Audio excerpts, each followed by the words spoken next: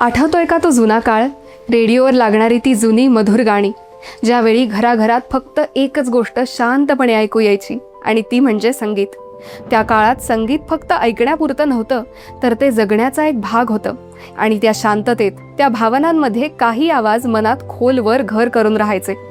भारतीय चित्रपटसृष्टीत असे काही गायक आहेत ज्यांचे आवाज केवळ गाण्यापुरते मर्यादित राहत नाहीत, तर ते काळाच्या पुढे जाऊन एक भावना बनतात.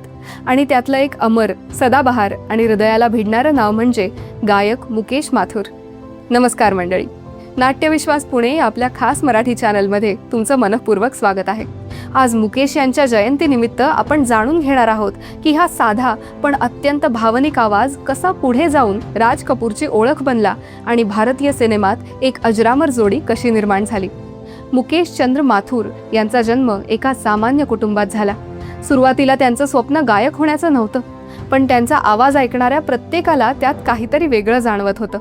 त्यांचा आवाज मोठा किंवा अत्यंत प्रभावी नव्हता, पण त्यात एक खोल भावनिकता होती जी थेट हृदयाला भिडत असे. मुंबईत संघर्ष करत असताना त्यांना पहिली मोठी संधी 1945 मध्ये पहली नजर या चित्रपटातून मिळाली. दिल जलना है तो जलने दे हे गाणं प्रेक्षकांच्या मनात घर करून गेलं आणि मुकेश यांची ओळख हळूहळू निर्माण होऊ लागली. याच काळात एक तरुण अभिनेता आणि दिग्दर्शक राज कपूर आपल्या चित्रपटांसाठी वेगळ्या प्रकारच्या आवाजाच्या शोधात होते. त्यांना असा आवाज हवा होता जो फक्त गाणं गात नाही, तर पडद्यावर चालणाऱ्या पात्राच्या भावना जिवंत करतो. त्यांना असं वाटत होतं की सिनेमात गाणं म्हणजे फक्त संगीत नसून तो अभिनयाचा एक भाग असला पाहिजे.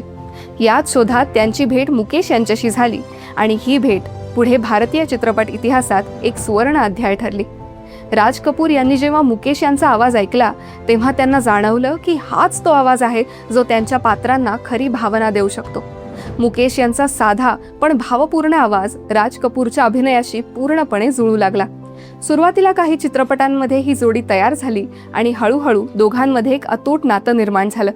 1948 मध्ये आलेल्या आग या चित्रपटात मुकेश यांनी राज कपूरसाठी पार्श्वगायन केलं आणि इथूनच त्यांच्या जोडीची अधिकृत सुरुवात झाली.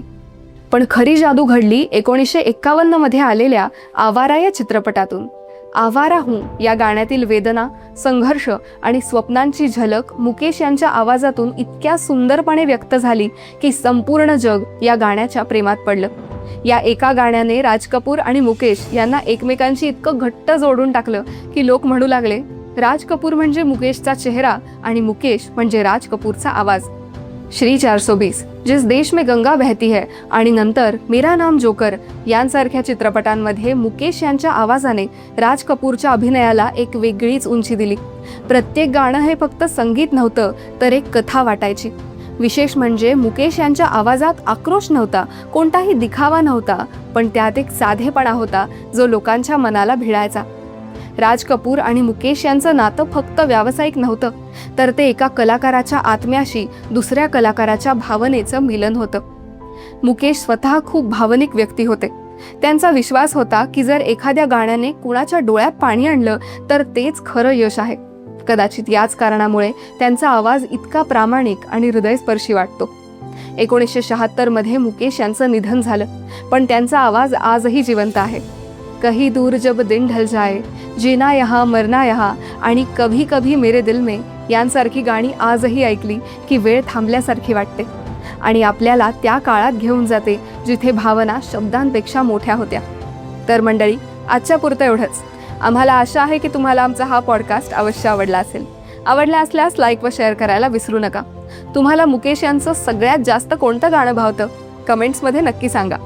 पुढील अपडेट जाणून घेण्यासाठी आमच्या चॅनलला सबस्क्राईब करा व बेल आयकॉन प्रेस करायला विसरू नका. धन्यवाद.